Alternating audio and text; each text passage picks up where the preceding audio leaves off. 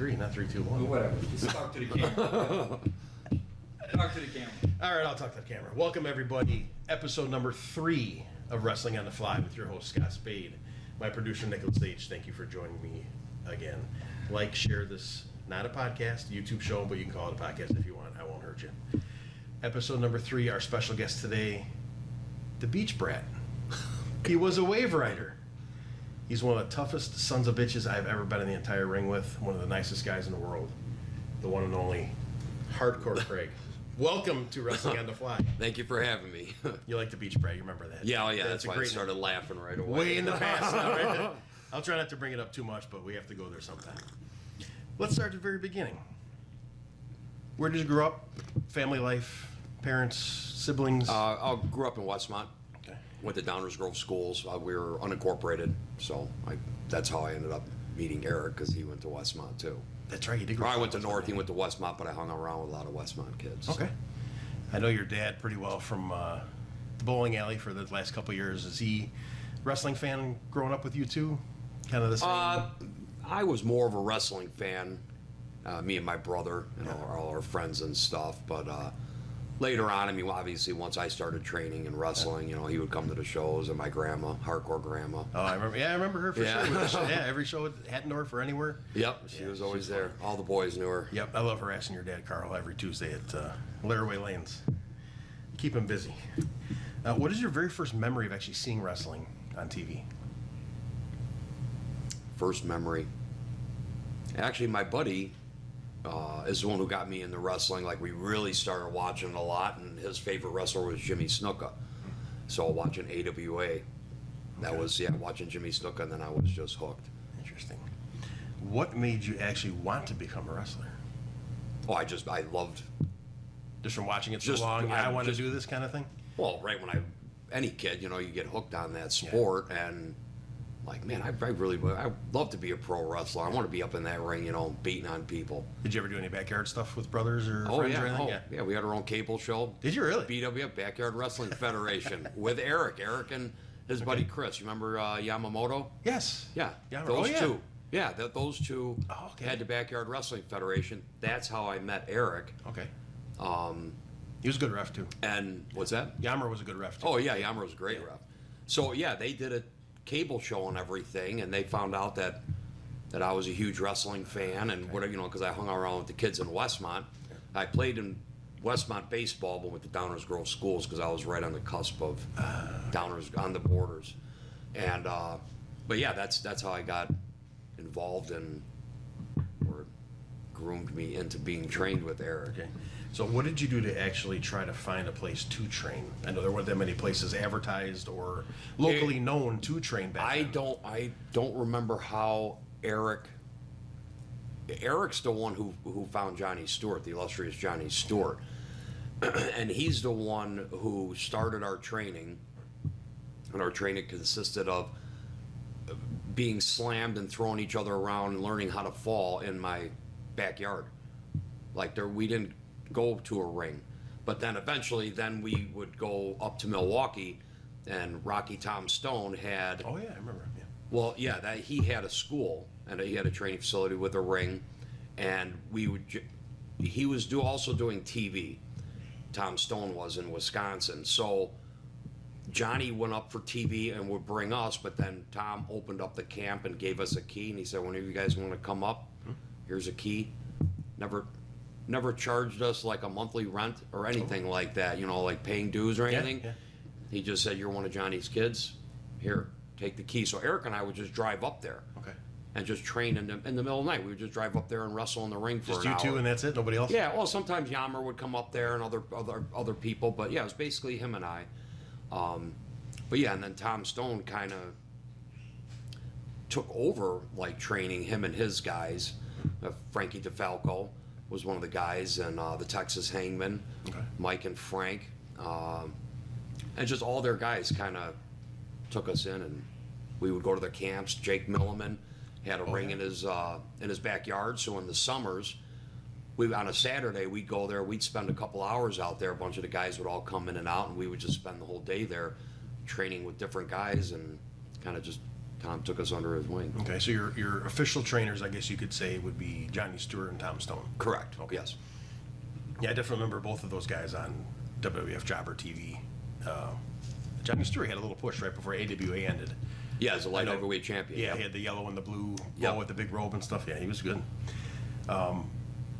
How difficult was the training besides that once Tom kind of took over? Did you get the old school rough, Yeah, somewhat but beating up treatment to see how tough you are kind of a thing? no, they never tested me like that. They never tried to put us out of the business, and I think it was because we had already started getting trained, and because of Johnny, and then the way Tom kind of took us in, they actually took care of us. They didn't. I mean, yeah, they were rough on us.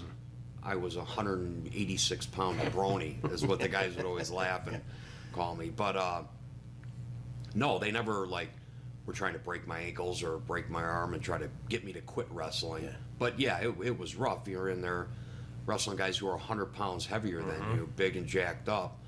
So, but yeah, no, never tried We to hear all actually those put horror us out. stories of all those guys that took that where they Or tried maybe to, they were. yeah, they tried to run them out, and yeah, that's some. But they brutal never stories. tried to break any bones or anything like that to get me to quit. But you probably would have made through it with nothing anyway. Knowing you.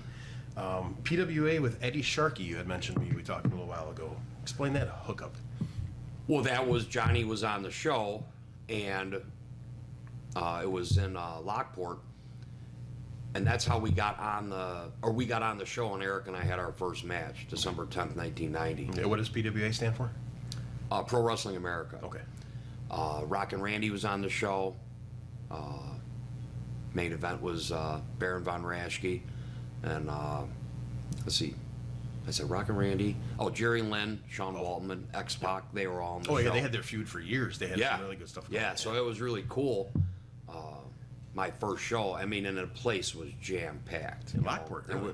Oh, yeah, wall to wall. I mean, the balcony, everything. It was crazy. And then coming into my first match, I'm like, I remember hitting through the curtain, and I'm like, oh my God. But it was cool because I was a heel. Yeah, what was your first name that you used? So This is something I don't know, so this is... Johnny there was this place on Ogden Avenue in Westmont called Bailey's, Okay. a little restaurant. So we went out there, and we're going to come up, he's trying to come up with names, and we're eating and stuff. And he's like, I've always wanted to do this race car gimmick. And he goes, I think we should call, he gave that to Eric, and that was Electric Eric Freedom. And So that's where the electric comes from. yes, So and all that these was years later. Wow. I yeah, never knew and either. he was like kind of a race car driver. Like his tights had the checkered flag on them. That's what that gimmick was. He kind of put that. He wore a leather jacket when he came out, and Johnny's like, you always like your name should be like, you look like your name should be Butch, not Craig. And he's like, and you're like a bad boy. He goes, we're gonna call you Bad Boy Butch. And he's like, we gotta come up with a last name. And I'm like, Bad Boy Butch. I'm like, we're eating at Bailey's. Bad Boy Butch Bailey. That's how we came up with it. There you go. That's So, how. okay. That's how we came up with it. Interesting. I love hearing this stuff for the first time because it's stuff you never hear about unless, like you said, unless you talk about it because it's so far long ago. But that's a new one for me. So there you go. Breaking news information, everybody. And the first time you ever told anybody. I was just gonna say, I think that's the 30 first years? time I ever told anybody that story. All right. I've been asked where my name came from. Awesome. Heard it on the show, folks. There's a first. All right, then we go to Tom Stone. Back to him as IAW. Yeah, And what is IAW? that was International Association of Wrestling. So he had his own company. That was his own company, and he would do TV, and like we would go to Waukesha, and we would shoot on Sundays. I think we would shoot like 3 or 4 weeks of TV. Oh, he did have TV. Okay. No, he actually did have TV. Yeah, so we would go do the TV tapings, and that's like we got started. He brought Eric and I in, and we were just going out there and just getting manhandled and thrown around as enhancement talent. And but then he also would do he did a lot of fairs and festivals and stuff like that. So I mean, I spent I couldn't tell you how many years wrestling in Wisconsin, but every weekend I was going up there wrestling somewhere. And we were actually at Jake's backyard, Milliman's backyard, and just trying different stuff. And I did a flip in the ring, and I forget who it was. Said, hey, you know what? I was a sunset flip. He goes, you think you could do that off the top rope? I said, I don't know. And Eric, let's try it. So I did it. He's like, that looked amazing. Do a drop kick off the top rope. I've never done it. Just do it. I did it. I'm like, all right, fuck, I'm pretty good at jumping off the top rope. So at the next, we're talking, and he goes, we got a festival show. Mike, my future tag team partner, was at the camp, and we started working out a little bit together. And Tom had said, I had long brown hair at the time, and he says, I think we're going to put you guys together as a tag team at the next festival show. They're going to dye your hair blonde, and you guys are going to be surfers. Because just from one to the next, and it changed that fast. That quick, Yep. just from doing that shit off the ropes. And so I go and I dye my hair blonde and everything, and I show up to the show. I remember walking into the locker room, and Stone was like, holy shit, you dyed your hair? I'm like, yeah, I thought that. He's like, I was kidding. No. He's like, we're going to put you together. I didn't think you'd actually dye your hair. And I'm like, yeah, well, I'm all in. I want to go somewhere. I just don't want to be enhancement talent, getting out there throwing around. I want to work, be part of the programs. And that just took off from there. Wow. Did Mike do it right away? Or he had to, right? 'Cause he had match years? His gimmick was already the beach bum. Oh, okay. So then Gotcha. Stone called me the beach brat because I was the younger bratty kid. Gotcha. So that was how, because he was older than me. So yeah, that's beach bum and the beach brat, the Wave Riders. That could be another exclusive right there. The very first time ever. 9/21 of 1992, you get to travel all the way to Winnipeg, Manitoba for your very first WWF Superstars taping in a match against the model Rick Martel. Yeah. What were the nerves like going into that match? You know what? My nerves weren't that bad when I was going out there. When I got to the arena and looking out through the curtain and stuff, and I'm like, oh my God, like everything looks so much bigger, and that's before they even start letting people in.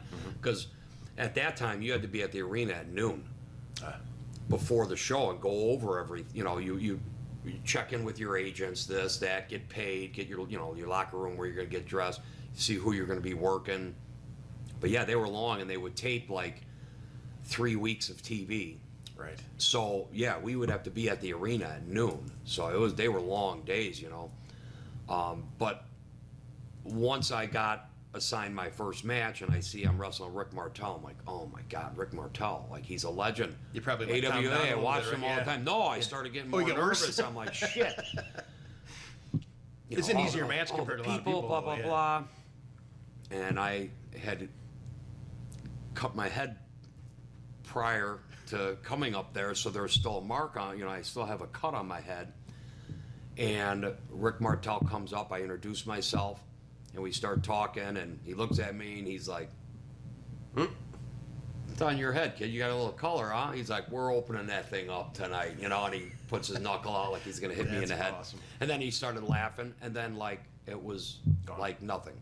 Like, I wasn't nervous about working with him because he was down to earth. He wasn't like a prick. He treated you like one of his own, kind of. Yeah, and he was laughing and shit and talking with me and stuff, and he's like, it's gonna be a night off, kid, we're gonna have so much fun, just listen to me out there, And then, going out to the ring, and I stand in the ring, and then they announce my name, and I'm just like, I'm just looking out into the crowd. I was a nervous wreck again, but then once we tied up, everything was fine. But it was just seeing all those people and knowing, like, oh my God, this is being broadcast. This is on gonna be TV for all millions. over, millions and millions of people. Yep.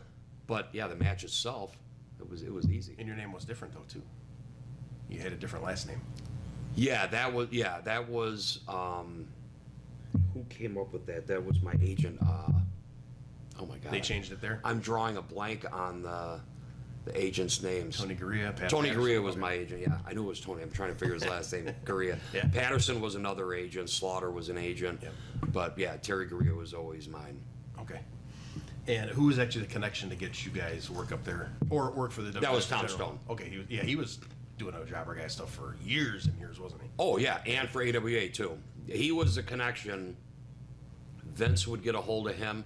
I need this many guys, these dates, and then they would book us in. Okay, so yeah, every city kind of had their connections of get local guys, probably, right, for every Well, area they would go no, into. because wherever we went, like we were in Canada. Yeah, that's he what I was wondering. calls Yeah, Tom. that's pretty far away for you guys Wherever to go. we would go, yeah, there was always Tom. He would get the call, Yeah. and then he got if he needed 10 guys, I don't know what he would get, Okay. but I'm sure he got for each guy we got paid by WWE cash, Yeah.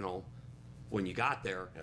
But I'm sure as a booking fee or whatever, by him having to go out and get all the guys and get us all together and get Makes there, sense, yeah. he obviously got paid more for each guy he had to bring. You remember what you paid you for the first shot? They were $250 a night. Not bad. Yeah. I'll take that anytime.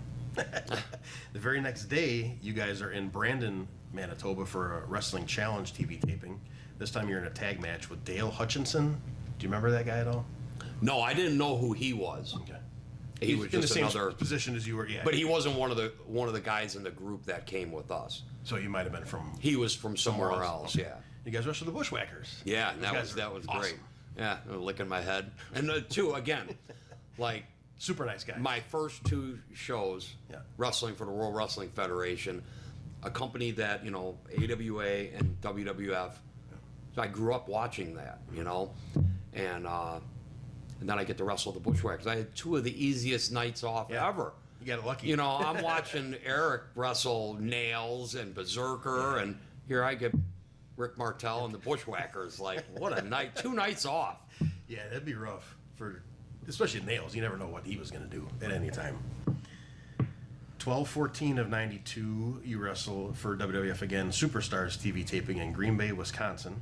It's you and Rock Warner. Their name sounds a little bit more familiar with me with the TV Well, guys. and he was one of Stone's guys too. Oh, so we he was part of your- worked together, yeah. Okay. I think he's from Green Bay. Okay. And this time you have a little bit of a hairier tag team, the Steiner brothers. Yeah.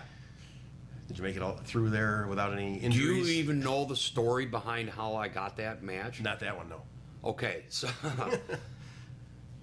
Eric had told, I saw Eric's parts of his, I was watching the podcast he did, and he talked about it, but he left like names out of there. Oh. So that's their first match in WWE. Oh, WWF. the first match when they came in? Really? Yeah, and I believe that's how it was. It was their first match in, and they're wrestling two guys, and one of them is Cully from Sheboygan that I know had worked with Stone's promotion. Okay. Well, Rick dumps Cully on his head and breaks his collarbone. So he's laying on the apron and can't move. And we're watching the monitors backstage like, oh my God, like something's really wrong. Like, he's just laying there holding his shoulder and he is not doing anything. You can tell he's fucked up. So they come back, they can't air the match because it was the shits because he got hurt. Yeah. And long story short, is there anybody who can take the Frankensteiner? And I don't know if it was Scott who asked Eric, whatever, but he's like, I can't, but he can, and he pointed at me, and I'm like, Eric did? yeah, you asshole. Like he just broke Cully's collarbone. Oh, and my God. No. So he's like, you could take the Frankensteiner? And like, I don't know why I said it, but I'm like, oh yeah, I could take it. I take it all the time. Do you give it off the top rope or in the middle? He's like, whoa, easy, kid. Like, off the top rope. And I go, yeah, me and this guy, Scott, we do it all the time. He was the American Ninja for the promotion with Stone. I'm like, oh yeah, I do it with him all the time. He said, we're going to keep it easy tonight. We're just going to do it in the middle of the ring. You think you could do it? I'm like, yeah, I could do it. No problem. So, and he was cool as hell. I never saw Rick until we got in the ring. We got in the gorilla. Okay, yeah. He never talked with us, nothing. Then afterwards, I never saw him again. Really? Yeah, but... Match went fine. You came out of there unscathed and everything Oh, was good? yeah. I could just picture that in like a movie thing where you ask for a volunteer and everybody steps back and you're the only one that's in the front kind of a thing with Eric. Oh, yeah. That's pretty much what it was. But he, like, pointed me out. Oh, he could take it. That's pretty good. March of 1993, I know we talked about this a little bit earlier, there was a Kingpin Productions show that I do have a tape of in Romeoville High School. And that's where you were called the Beach Brat, and your partner was Sonny Rogers against two huge guys that were Steiner Brothers size. Yeah. the Untouchables, the Windy Yep. City tag team, at a 2 out of 3 falls match. What do you remember about that? Well, we did a lot of shows. Brad Petrick ran that promotion, and it was a lot of fun. I loved working. I mean, he had some really good shows, and a lot of Windy City wrestlers on the show. They weren't just like indie workers picked from all over the place that you didn't know. Like there was like a lot of indie workers that were top of the line, very good workers. That particular show, there was most of the crowd was like my family and friends because it was so close. And yeah, I don't know what happened with that show. I believe it was a fundraiser for the school, and the school didn't do their part on trying to like push tickets and shit like that because it seemed like it was just fans that were at our shows. Gotcha. They didn't really reach out and try to push tickets to their students and stuff like that. Yeah, there should have been families at the school, people, and all There that should, stuff in there. the football team, the wrestling team, they all should have been out pushing for this to make money in. But Right. I mean, yeah, it was a good match, and I loved work. I always loved working with Sonny, and he was the lifeguard, Sonny Rogers. So it went hand in hand as Yeah, putting us a character together of as a his own, for surfer. Sure. Sonny's definitely a character of his own too. I don't think I've ever seen the guy mad or upset, or he just always has the No, same mode. He's never. always relaxed, always smiling, always happy. Yeah. All right, we come to Mid-American Wrestling and a man named Carmine DeSpirito, who's somewhat infamous in this industry for different things. I don't know him personally that well, but of course you know him very, very well. I was on his first show all the way to his last. How did the hookup to Mid-American Wrestling come about? That was he moved here from Jersey, and obviously he was in the wrestling business already, and he was at the shows and stuff like that, and he just approached me. We were at some festival at the summer grounds in Milwaukee, the Milwaukee Summer Ring, where they have Summerfest and all that. One of the festivals, we used to do a bunch of festivals there, and he just came backstage and introduced himself and talking. He's like, I love your work, blah, blah, blah. He's like, I'm going to be starting my promotion, and I would love to bring you guys in. Stone, because at that time, Stone was really pushing us, and we'd won the tag straps a bunch of times, which you never saw at that time. Like the smaller guys, they were all enhancement talent, right. and Okay. they were all the big guys there. Everybody were putting us over. Making us look like $1 million. And Carmine's like, I want to push my promotion and headline you guys as a tag team. Everybody else does their heavyweight champion as their headliner. He's like, I want to do tag team. It's an interesting idea. I And like so they brought us in, and yeah, I mean, it was like 14 years. Yeah. Nick, right? No, easy. Yeah. Very I think easy. it was like 14 years or something he ran, but I mean, Yeah, it's 93 to 07. Stone down, and then eventually stopped running shows. There'd be a show here and there. Trevor, Adonis, they were, I believe both of them, ran the IAW. Okay. And there'd still be shows here and there, but then Carmine really took over and started spreading out, and we'd be working shows all over the place. Gotcha. 7/31 of 93. The Wave Riders, now Mike is your Wave Rider tag team partner, and you're officially Wave Rider Craig and Wave Rider Mike. Yeah, they changed all that. We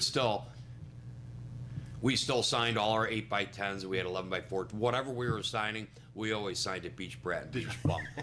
That's awesome. You guys beat a team called the James Gang, and I put a question mark after this, according to my research, and you can verify it, to become the very first Mid-American Tag Team Champions. And the James Gang, that was they were from Sheboygan. Okay. That was Tom and Cully. Oh, Cully, who okay. broke his collarbone, that was one of the James Gang.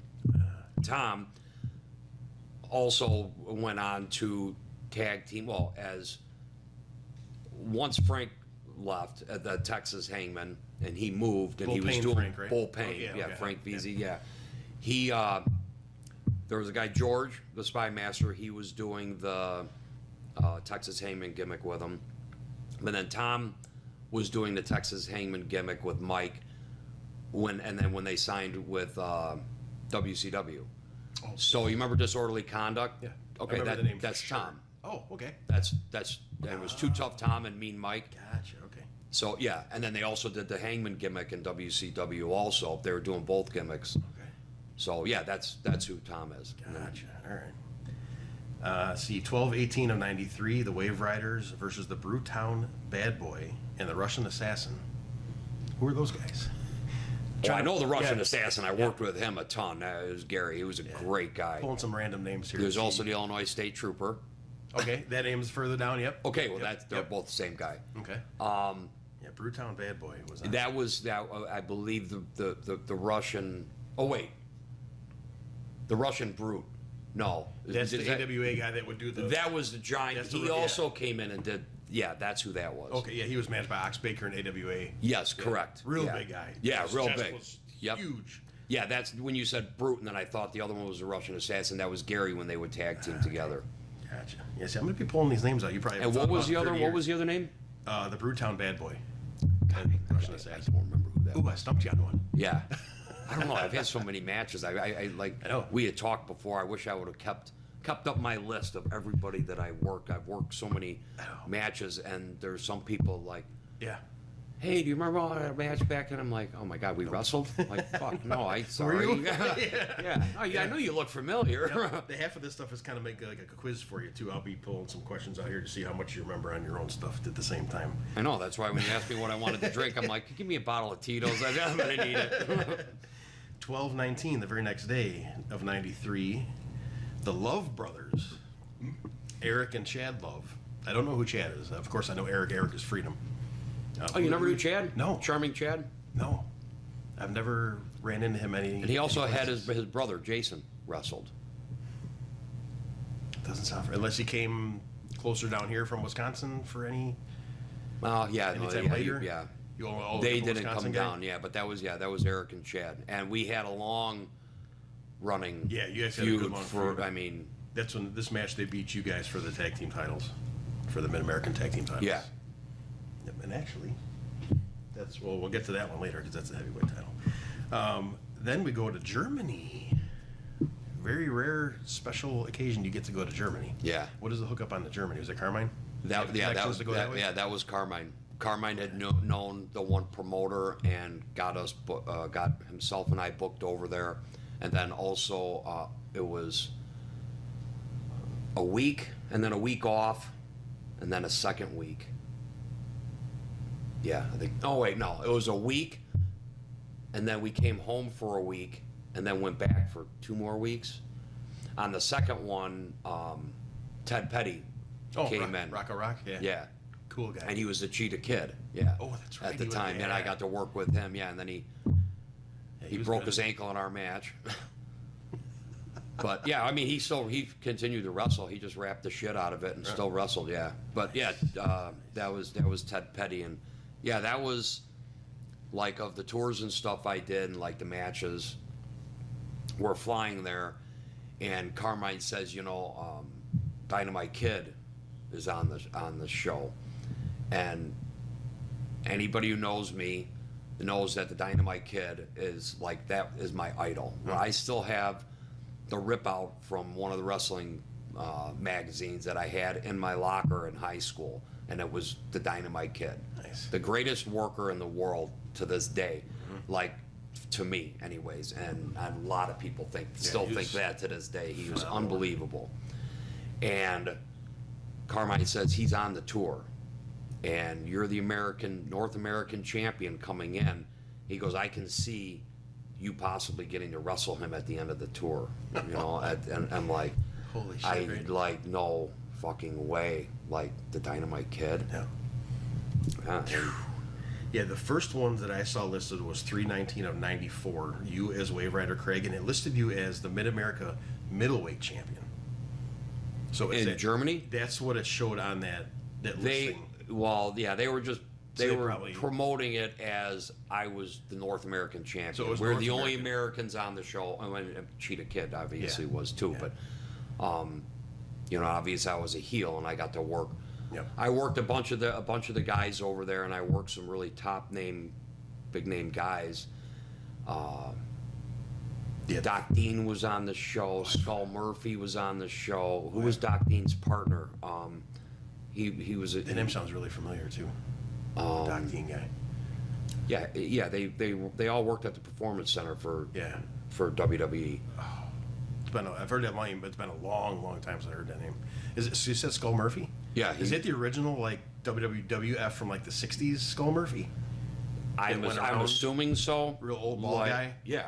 It could have been. Yeah, he wrestled from like the '50s to the '70s, all throughout it. Yeah, it's like he was on. Yeah, Yeah. and then they went on tours everywhere.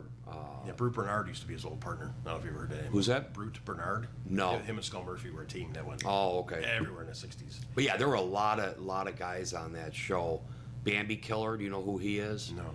He was later on, but I think he was there on some of the other tours. He started wrestling, and I got to work with him a lot. But yeah, there were a lot of guys that were like connected, and they had done a lot of stuff, and there were big names in England and you're all over Europe and stuff. Interesting.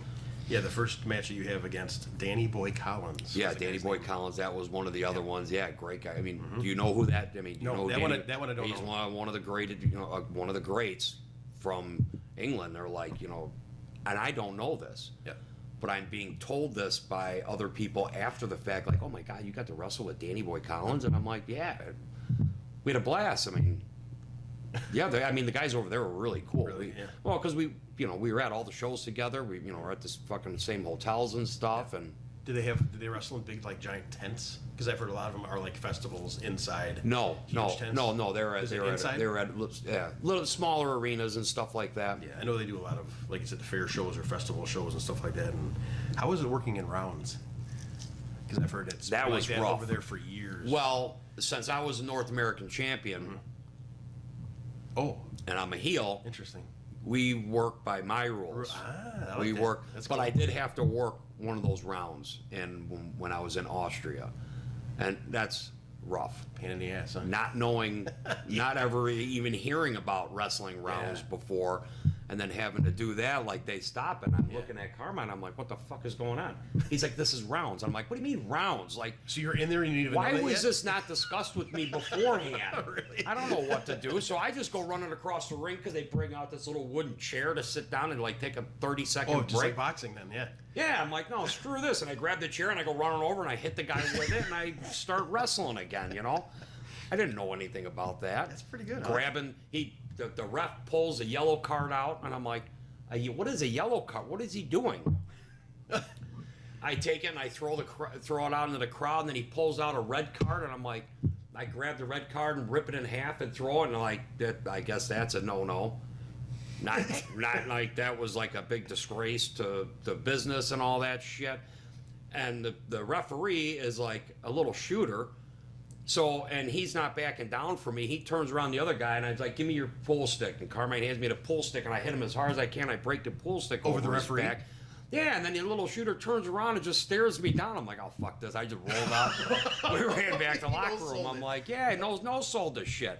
Then afterwards, we're in the locker room, and he's laughing and shaking my hand, thinking it was the greatest thing. But, like, he didn't even sell it. Like, what? I mean, I hit him hard. I broke the pull stick right over his back. I was waiting for like a cuss. That was kind of a thing. that happened in Austria, because I had to wrestle the promoter's buddy, who was a black belt in judo, Oh boy.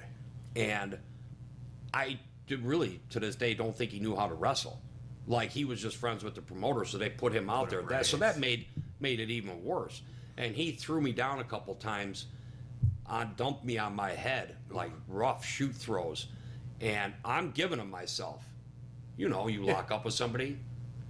And if I grab you and snap you down, and you don't, snapping you wrong, like, you go certain ways with shit, yeah. you're going opposite. Yep.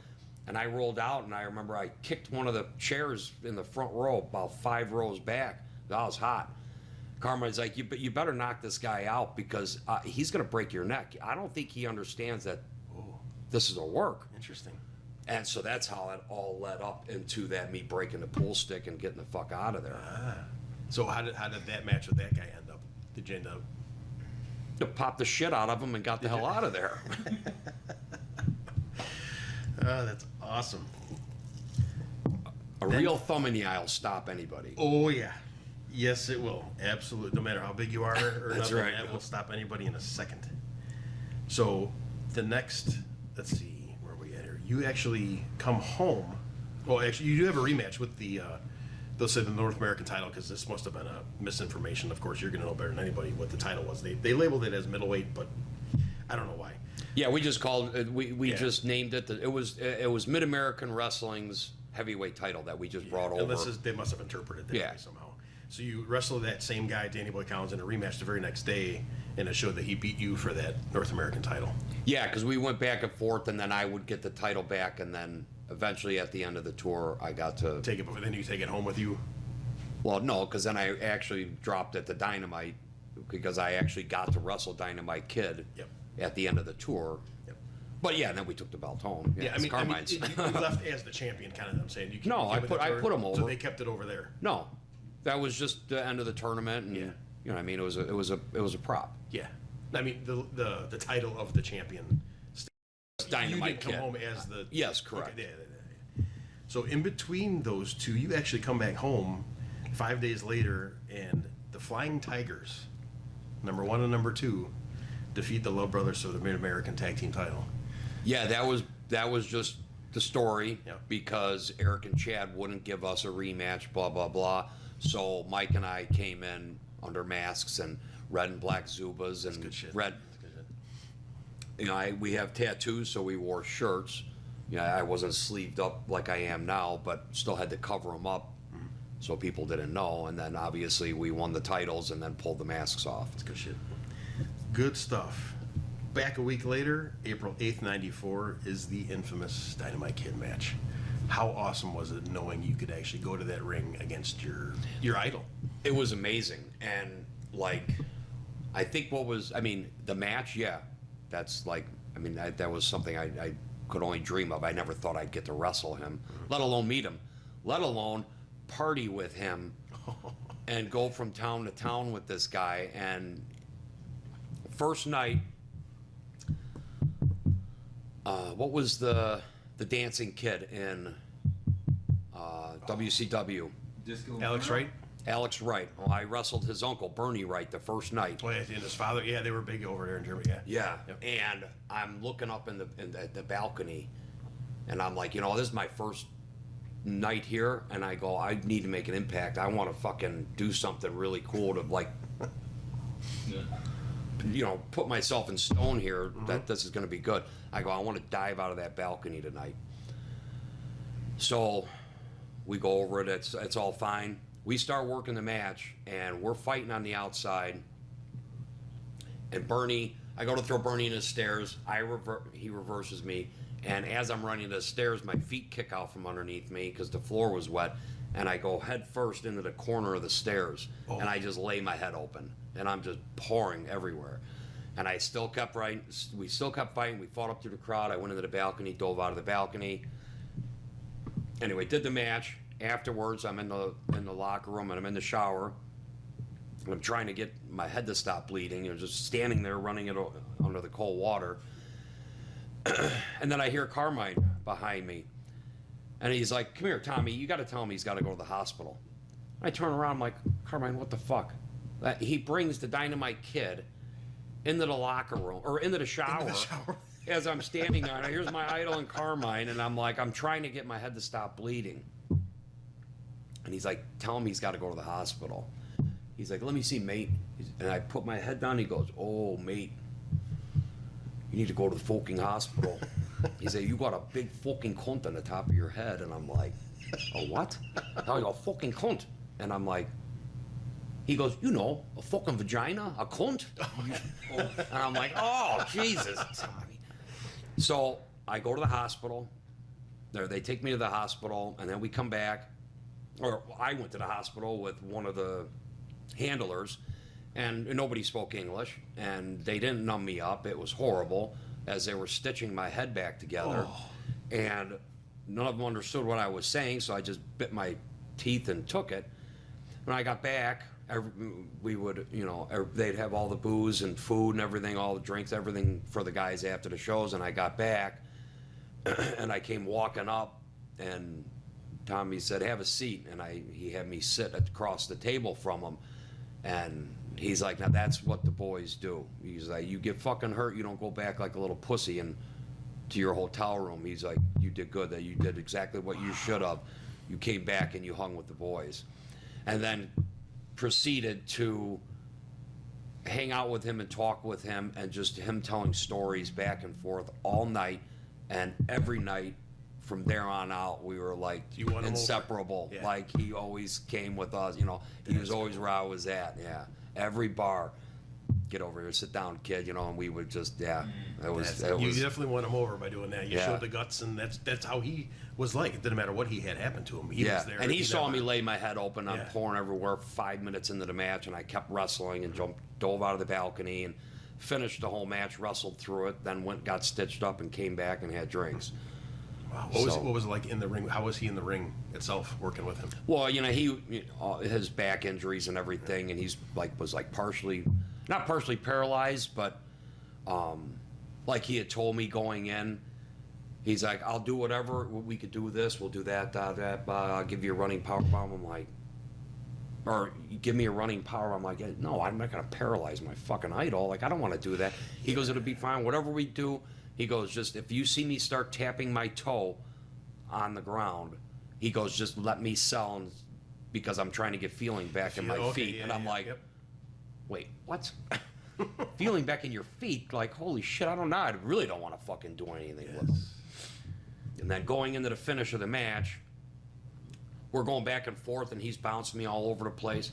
And he goes to throw me out of the ring, and I go over the top rope. And as I'm going over the top rope, as I start to clear and I see the floor, the cameraman has his bags and shit for his cameras set there. So I try to open my feet up so I don't land on the fucking bags, and I pop something in my hamstring. And now I'm trying to stand back up, and I'm hopping back over to the ring, and Carmine's trying to, he's like, just don't worry about it. Don't worry about the finish. Just get in there, I'll have him roll you up. I'm like, fuck you.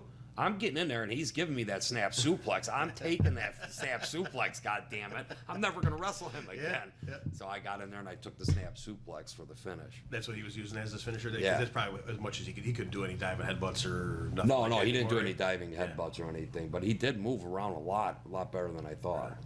That's awesome. To have your hero, your idol, bring you in and treat you like one of their own, and get that respect from you, it's got to be such a cool thing. And of course, you're gonna remember that. Oh, it was. Yeah, I'll Forever, remember that forever. Yeah. 5/21/94, back in the United States, you guys wrestled the Love Brothers again. This time it's a barbed wire match. Oh yeah, St. Mary's Gym. That was in West Allis. Yeah, that was a shit show. Like there were people protesting What? that. Protesting the show or just some? Well, other they stuff in the- advertise it. God damn, I should have brought the. I got the mag or the. I got the newspapers at home. Jackie Kennedy Onassis dies. That's on the Sentinel and the Journal, the two big papers. That's like the Sun-Times and the Tribune here. That's the headline, and then underneath there's a poster with us, and it says, "Local wrestling promotion to hold death match in Church Bingo Hall." Under the. And we're on the front page of the damn newspapers, and we're like, holy shit. I mean, the place was jammed. We couldn't fit any more people in. People were protesting the show. Yeah, it was the first ever barbed wire match in the Midwest. Going back to with Teddy being, overseas with him, he was telling us about the ECW shit going on. And yeah, we did that barbed wire match, and then Eric started having heart palpitations afterwards or something. Next thing I know, he's taken off in an ambulance, so it made, well, any publicity is good publicity, True, I guess. True. But we never got to wrestle in that building again. So that goes to moving to the Knights of Columbus in West Allis. Very nice. 8/1/94, you return to the World Wrestling Federation for a Raw taping this time. You're back as Butch Banks against the one and only Undertaker. Oh. What was that like? Being able to wrestle that guy. But that was cool, and that was the heel Undertaker with Ted DiBiase, and then they did the storyline at SummerSlam where it was Undertaker versus Undertaker. Brian Lee. Yeah, and yeah, I mean, it was a simple match. I mean, it was just get your ass kicked, take the choke slam, kid, and I'm putting you in a body bag. Cool. He was a cool guy. Oh yeah, very cool. Yeah, easy to get along with. Yeah, and- DiBiase was cool, and I always got along with DiBiase because he knew whenever we would do TV tapings when he was the $1 Million Man with Stone, they wrestled on the in the territories all over, so they knew each other. So Stone was sitting here with us, and then DiBiase would come in. All the guys who knew Tom from the territories would always come in and talk with them. So yeah, it was a night off. Ted's amazing. He's one of the nicest people. Yeah, he was a great guy. 2 days later that was in Youngstown, Ohio. Wrestling Challenge. 2 days later, Cincinnati, Ohio. You team with Sonny Rogers against the Heavenly Bodies, Tom Pritchard and Jimmy Del Rey. Yeah, that was cool. That was a lot of fun. I always laugh at him foofing his hair. doing the gigolo Seeing dance. Tom do that 100 times in the match, it's just laughing. Yeah. He's a character. And that was actually a fun match.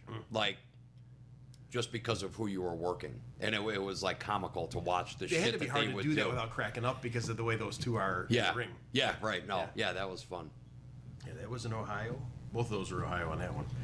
And then something I never even knew before until we talked the other day, because I asked you, you've been one of the guys that's been in this business for so long that I never knew that you wrestled at Windy City Wrestling. But you told me you did. You had a tryout match. Yes. At Windy City at their training place, right? Or a TV Well, taping? it was- Was it a TV taping?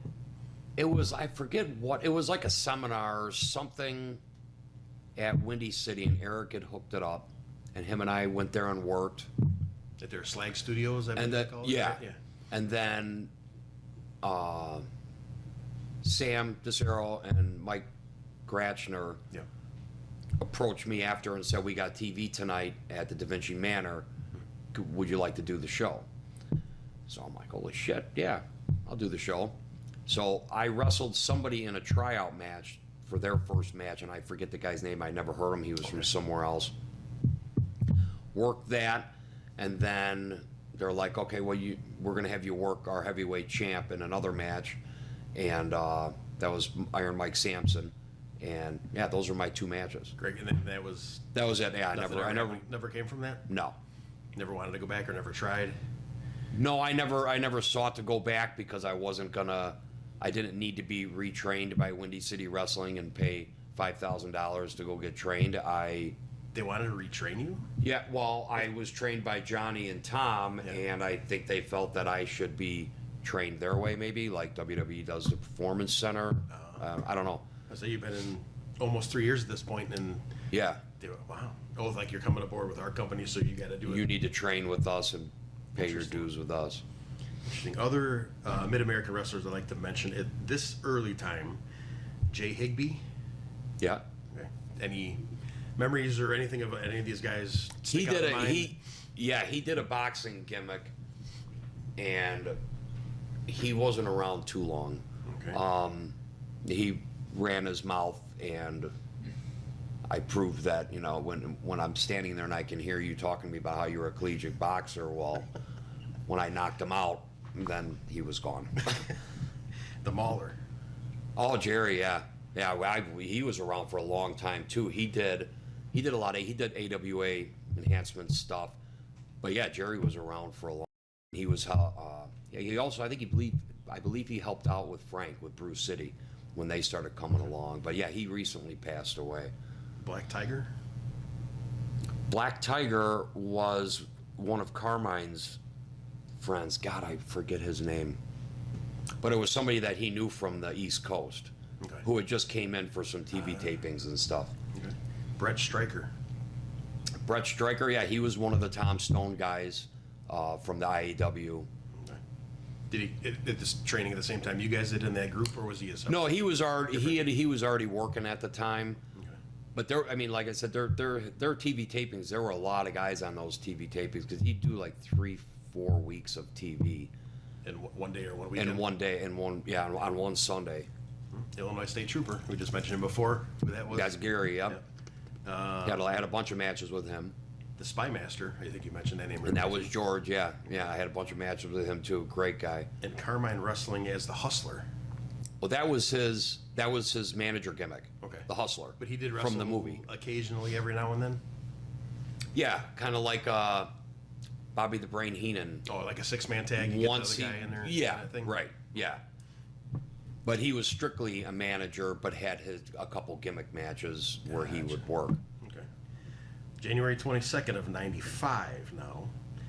Wave Rider Craig defeats Colonel Blatnick, who's another infamous guy in this industry, for the, again, a question mark you can verify, to become the very first ever cruiserweight champion. Yeah, that was Mid-America's the cruiserweights at the time. He had a cruiserweight tag team, cruiserweight, and a heavyweight. Okay, that's everybody who Colonel Blatnick is. Yeah. Oh, yeah. I worked him. We worked so many matches together because we feuded for a long time. But Mike still works, and he's still around. Yes. I believe he has a school. I know he has a promotion in Wisconsin. I don't know if he's still got a school or. Yeah, and in case anybody doesn't know, it is Angel Armani.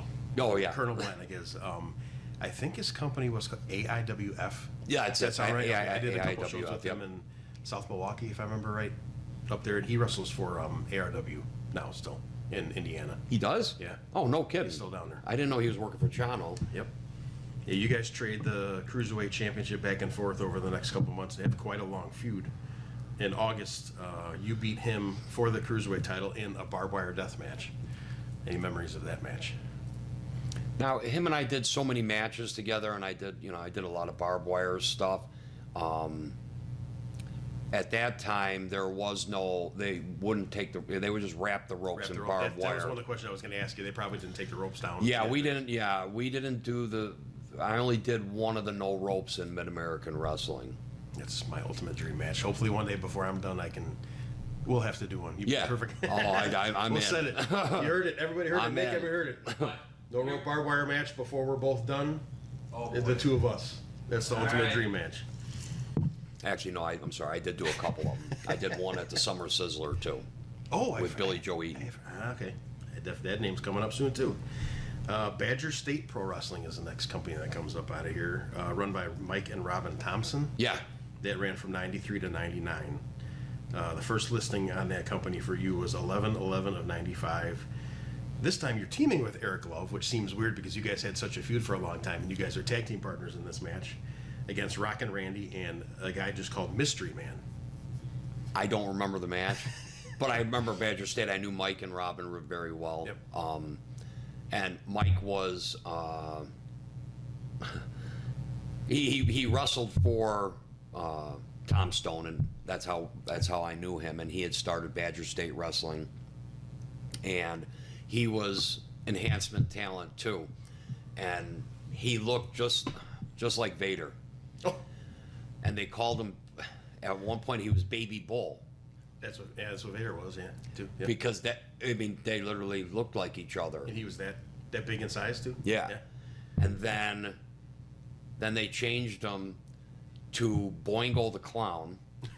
This was Tom Stone's TV, but it was funny, because shortly after that he was doing this, and then we're doing TV and stuff like that, and then all of a sudden WWE has Doink the Clown, so that it was, I don't know if there was talk there, if that had anything to do with Tom and Vince or something. Yeah, but there's a lot of situations like that where you're just watching everything, and all of a sudden it appears, or like you said, Yeah, right. They could ask somebody, "Oh, here's this idea," and then Yeah, so he was running that, and I don't know if he was running it to see how it worked because it didn't go over well, and the next thing you know, Doink the Clown's on WWE. That's suspicious, isn't it? So, but he ran a bunch of shows. Okay. Another one here going back to Mid-America is 12/23 of 95. The Wave Riders split up. How did the split up happen? It had just run its course, and Carmine wanted me to go off in a different direction and start wrestling singles to eventually be a heavyweight champion. Yeah. And at that point, then they changed Mike and they started calling him Barfly Mike. Okay, definitely know that name. For Yeah. Sure. In this match, you beat him for the Cruiserweight title, 12/23/95. And you guys, of course, had a long, lengthy tag Yeah. member Oh, feud yeah. together. Yeah. 3/10 of 96, Mid-America, and you just mentioned this guy, Billy Joe Eaton. You guys wrestled to a 30-minute draw. He was great. He was an unbelievable wrestler. He just disappeared off the wrestling scene. Nick knows. Nobody knows. Everybody Yeah. It's like, where's Waldo? Where's Billy Eaton? Billy Joe Eaton, and he was a phenomenal wrestler, and he'd go with anybody. Yeah. Tell listeners, watchers, people, everybody that's not or not in the business, what it's like to go for 30 minutes in a match or longer. It depends. It could be great or it could be terrible, because if you got to go to a 30-minute draw with somebody who doesn't know how to work and doesn't know how to pace themselves and go that long, Right. and how to shoot from the hip and play off the crowd and just go in one direction, and it's completely sucks after 10 minutes.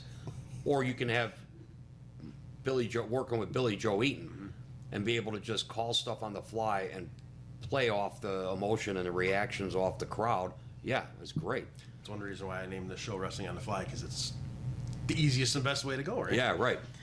A lot of people, too, will blow all their shit in 5 minutes. And they have Exactly. another 25 to go, and then it's either they're gassed up and they can't do nothing, or they're like, what do I do now? Yeah, or they're out of shit to They're do. just- Like, yeah. yeah. They're And now just the stuck. crowd's just sitting on their hands, and I'll go with popcorn and a hot dog. They'll leave and you get up and walk. That's not what you want. You want those people glued to their seats and glued to you. Yeah, but never again situation for that. You don't want to work with somebody that's going to talk about everything, like you said, and then let it all go in the beginning, and then Yeah. you're stuck. Then Hey. you're deer in the headlights after Yeah, that. dickhead, we got 25 minutes to go. What are we going to do now? Pro Wrestling International is the next company we're talking about here. That is, of course, PWI, run by Sonny Rogers from 96 to 2000. And you've had a long history with Sonny Rogers, of course. Yeah. So how did that, just the connection of you guys being the team earlier, hey, come work with me kind of a thing, or? Yeah, pretty much. I mean, anybody back in that day, and still, I mean, know who Sonny Rogers is. He was a huge influence in the area for forever. Yeah. So- Trained so many guys. Yeah, I know. Absolutely. One of the nicest guys, too, like I said before. 329.96, Eric Love and yourself beat Black Iron and Danny Dominion. So tell us about Danny Dominion. He's a Windy City guy. Before that, too, he was one of the earlier Windy City guys. Was he? I didn't know he was a Windy City guy. Yeah, I didn't. Yeah, I had no clue. Oh, Him- Danny is a great dude. him and Ace I Steel were worked singles together. with him a lot. Him and Ace Steel were together, right? Yeah, Ace Steel. Yeah, Yeah, they were a tag team. And I didn't know they. I Windy didn't know City they were. before- Oh, no before this kidding. time, yeah. Yeah, no, That's what I Danny's heard great. it. Ace is a great dude too. yeah, and then remember who Black Iron was in that match? No, I can't remember who Black Iron was. Our boss, or former boss, Jimmy Blaze. Was it Jimmy as Black Iron? So he stole the other guy's gimmick. Was it really? No shit. There's been so many Black Irons through the years. I don't know who actually was the first. Do we know who the first one was? The very first ever Black Iron? The very first Black Iron that I ever saw, I thought it was in PCW, but I know that Pee Wee played Black Iron quite a bit. Yeah, for CC. Yeah, because I think there was one original person besides Jimmy. Jimmy was the second one to take it over, and then when we did the CCW stuff, referee Pee Wee, who was 130 pounds. So Yeah, but right. He'd have in it, but they'd announce him as weighing in at 400 pounds from this and that. And he'd be crawling on the ground on his hands and knees, and it's this little skinny little guy. So they kind of did the illusion thing with that. But there's been probably a dozen people that have done the Black Iron thing over the years. Easy. Yeah. 629.96 Mid American. Danny Dominion beat you for the cruiserweight title. You guys had great matches together. Yeah. working Oh, yeah. He was phenomenal. easy. Him and Ace, both of them. I mean, 9-1 of 96. You beat Billy Wild. Remember we talked about that guy before too. that's who I was talking about. That's Chad's brother, Billy Wild. That was Charming Chad's brother. Oh, okay. So that's who the okay. Is him and Barfly Mike connected in any way? This Billy Wild and him. As relation-wise? No, I mean Or- just wrestling wise. Did they have? Oh, they each may other? have wrestled each other too. Not as a team though, or a group or whatever. And they could have, but never against me that I remember. Yeah, because I remember actually meeting Billy Wild one time. I remember we talked about. I went to the Glenbard East, which is close to where we both grew up in the same area. We used to go to the trade school through half of the day. It was Davey. Yeah, Davey, Career Center, yeah. And he was taking a night class there. My teacher had me come meet him because I knew I wanted to get in the business. And he talked about this Mid-American wrestling. So that was probably 98 or 99 to get me a business card about the trainer guys, but I was too chicken to call. I never ended Oh, up no calling those. shit. Yeah, I was too chicken. So Was it through Mid-American Wrestling? yeah, it was a business card that had Mid-American Wrestling on it, and it Oh, had see? the two trainers on it. I could have been your trainer. Shit. I could have had 7 more years in the business by the time then. Yeah, it was Jason Dukes and what's his name? Blatnick. Angel Armani were the two trainers listed on the business Oh, card. on the card, yeah. But I was still Karma, whenever he would bring guys in, a lot of them, they would have me work them and like a dark match before the show. Is like a tester kind of a guy? Yeah. Like their new guys coming in or whatever, I would have to work with them and then give input on, okay, what do you think? What were strong points and weak points, and Gotcha. see how they could just, because a lot of them, you know, we would call certain shit, but you're also going to work my way. I'm not going to be doing flippy flops for fucking a half, or, you know, for 20 minutes throughout the whole thing. We're going to work a normal match back and forth. Man, who knows how much could have changed if I did call that number and it would have gotten in, because I always said I wanted to get in after high school. When I was 18, I wanted to go, so I could have been in 98, 99. Who knows what would have been different? Yeah, right. You could have been my trainer, and I would have been I would have definitely been everything helping changed. out with it, you know, Yeah. before match or before shows and stuff like that. and it's like, how much could have been different if that would have been that way? But then if I didn't go the way I did, I wouldn't experience the stuff I did. It's Well, yeah, it's right. a 50-50 thing. You wouldn't want to change anything, but it's at the same time, it's like, what could I have experienced, you know, 6 or 7 more years in the business, or the Wisconsin world of wrestling that you guys took right. it for so many years. Yeah, that could have been different. All right. This concludes part 1, folks. This is only part 1. Part one. Part 1 out of maybe 20. This is going to go. So this is super exciting. I hope you're having a great time. Oh, this is I great. hope Bringing you up guys some are good having a great shit. time. Stay tuned for part 2 of episode 3 with the great Hardcore Craig. We'll see you guys next time. Sweet. I keep